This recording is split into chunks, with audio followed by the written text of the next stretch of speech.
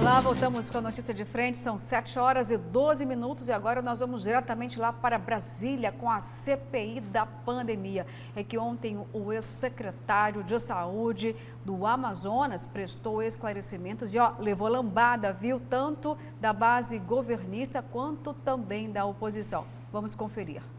O ex-secretário disse que avisou o ex-ministro Pazuello sobre a crise de oxigênio em 7 de janeiro à noite. O ex-ministro afirmou à CPI que só tomou conhecimento do problema no dia 10. Sobre o oxigênio especificamente, eu fiz uma ligação ao ministro Pazuello no dia 7 de janeiro, por telefone, explicando a necessidade de apoio logístico para trazer oxigênio de Belém para Manaus, a pedido da White Martins. A partir daí nós fizemos contato com o Comando Militar da Amazônia, por orientação do ministro, para fazer esse trabalho logístico. Mandamos ofício ao Comando Militar da Amazônia.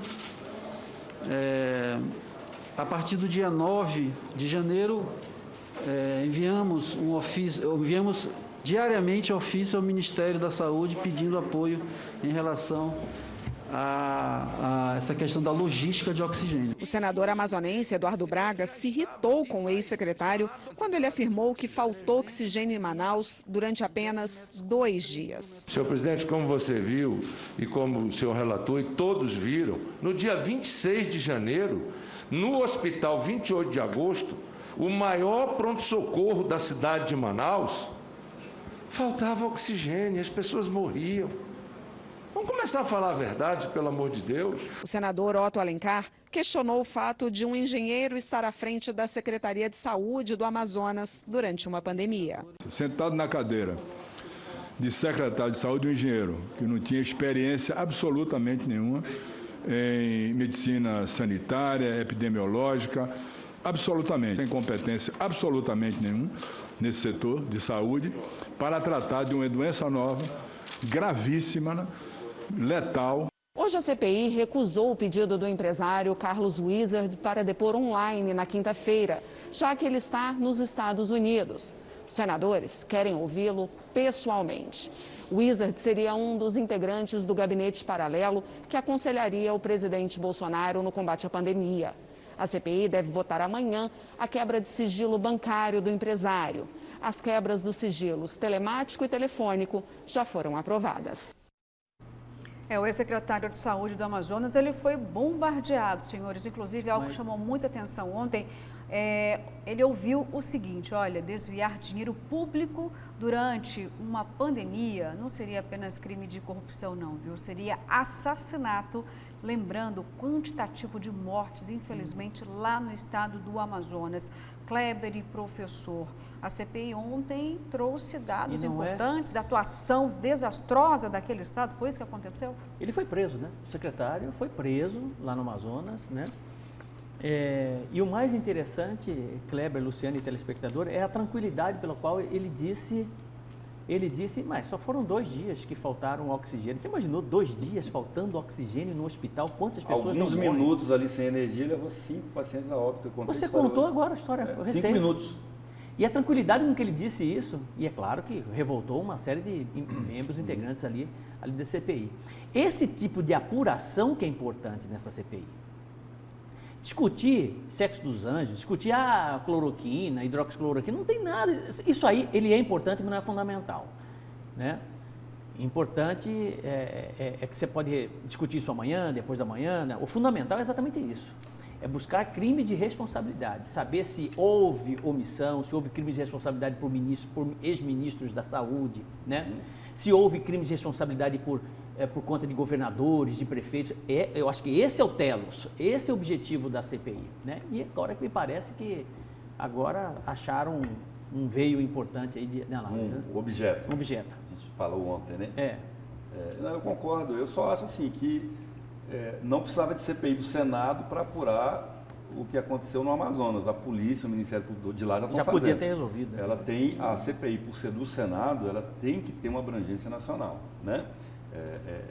Eu acho, concordando com o professor, que esse foco, esse viés, precisava estar sendo exercido no âmbito do Ministério da Saúde e de uma amostra, talvez, né, dos estados brasileiros, Sim. ou dos reflexos que essa atuação do Ministério da Saúde acabou gerando nos estados e municípios brasileiros. Agora, também sobrou um pouquinho para o presidente Jair Bolsonaro. Pois é, ontem, Kleber, você disse que o objeto da CPI se perdeu, o objetivo fica cada vez mais claro. Ontem, depois do depoimento, né, do ex-secretário de Saúde do Amazonas, um parlamentar, né, do PT simplesmente disse, olha, a culpa disso tudo é do presidente Jair Bolsonaro. Tudo é culpa dele. Né? Eu acho um absurdo isso, né? Tudo é culpa dele. Né? É claro que existem comportamentos que não são plausíveis por parte do presidente Jair Bolsonaro, né? Mas infelizmente, a verdade é o seguinte, muitas razões são criadas, né? Eles não querem resolver o problema da pandemia, eles querem derrubar um presidente da República, né? E acabam criando factoides, criando situações, reforçando coisas que muitas vezes não são verdades. Isso é muito ruim. É claro que existem erros no governo, existem erros crassos por parte do comportamento do presidente Jair Bolsonaro, já disse isso aqui por várias vezes, né? Mas potencializam isso, né? A própria oposição potencializa uma série de fatores para poder aí derrubar um presidente. E além desse fato que chamou muita atenção, ficou muito claro na CPI ontem, né? Teve algo que também não foi respondido, é o que o Brasil inteiro quer saber, viu, Kleber? Ele foi muito questionado em relação à compra dos respiradores lá do estado do Amazonas. Sim. Em uma adega. E nós vimos aqui de que forma ele se posicionou e não respondeu absolutamente nada. Isso é grave. Quer dizer, o que é grave é que precisa ser apurado. Gravíssimo, por sinal. Mas a Polícia Federal já deve ter elementos suficientes aí. Se não tem, terá, né? Terá. Muito rapidamente. Diga, Kleber Lima. Lúcia Ana. Não fala. Eu quero só fazer uma correção da história que eu contei do Caetano Veloso. Não era amiga Irene, era irmã dele. E aquela música é de 1969, professor. Olha aí. Uma jovem música, é a nossa idade. Eu nasci em 69. Esturdia. Né? Você é de 69, eu também sou de 69. Somos de 69. Somos ali do daquela virada. Né? Da virada. Assim, exatamente. Nós somos... Eu costumava dizer o seguinte, que a gente pegou a transição dos períodos mais... Caminhando contra o vento, essa época. Caetano Veloso. Eu queria só falar, Luciana, se der tempo, de 2 acontecimentos políticos nacionais com reflexos em Mato Grosso importantes da semana. A expulsão do deputado Rodrigo Maia, do DEM, que aconteceu anteontem, e devido à aproximação do DEM com o presidente Bolsonaro, e uma briga que começou lá na eleição da Câmara, né, no começo do ano. O Rodrigo Maia, como líder do partido, ex-presidente da Câmara, apoiou um candidato e o ACM Neto liberou a bancada para favorecer o candidato do presidente Jair Bolsonaro. Isso acabou, aí gerou um bate-boca entre eles e o Rodrigo Maia, o que mais doeu no ACM Neto foi que o Rodrigo Maia chamou o ACM Neto de baixinho. Chamou o baixinho de baixinho. Aí acabou. Aí, meu amigo, o pau chama quebrou. de tudo, menos baixinho. Aí o pau quebrou, não pôde. Enquanto chamou de desonesto, mau caráter, estava indo. A hora que falou, sua atitude moral é menor que a sua estatura física, chamou de baixinho. Acabou. Aí o ACM Neto... Não aceitou, de jeito nenhum. Aí acabou a discussão, está expulso. Manda quem pode... Obedece, quem tem juízo. Fica a lição aí, você que tem um amigo baixinho. Chama de tudo. Chama de gigante, de alguma coisa, mas de baixinho está sujeito a pessoa... Prefiro nem comentar, tá? Prefiro nem comentar. A outra, isso tem um reflexo aqui. Eu pessoalmente conversei com o senador Jaime Campos, com o presidente do DEM de Mato Grosso, o Fabinho. Eles disseram o seguinte, professor Haroldo e Luciana, que olha, não afeta em nada Mato Grosso, está tranquilo, o nosso projeto aqui continua. Aí eu indaguei a eles o seguinte, falei, olha, mas vocês, o grupo do governador, se filiou ao DEM pela articulação do Rodrigo Maia, devido à amizade do Rodrigo Maia com o Fabinho, com o Fábio Garcia, quando ele era deputado federal. Ele disse, não tem nada a ver, nós somos amigos de todo mundo lá em Brasília. O senador Jaime, que lamentou, achei que a postura dele foi bastante coerente também, falou, olha, acho que é uma briga que tinha que ter outra solução. A gente precisa ter mais tolerância na política, não é porque chamou outro de baixinho que já está expulsando. Né? E até porque, e ele disse bem, o Rodrigo Maia é fundador do DEM, é filho de César Maia, que são figuras assim icônicas, né, para o DEM do Brasil. E acabou com esse fim trágico. Mas, enfim, segundo eles, não afeta nada aqui. E a outra movimentação importante é o pedido de desfiliação da deputada Joyce Hasselmann, que foi a mais votada do Brasil de todos os tempos, 1.060.000 votos em São Paulo, que ela fez em 2018.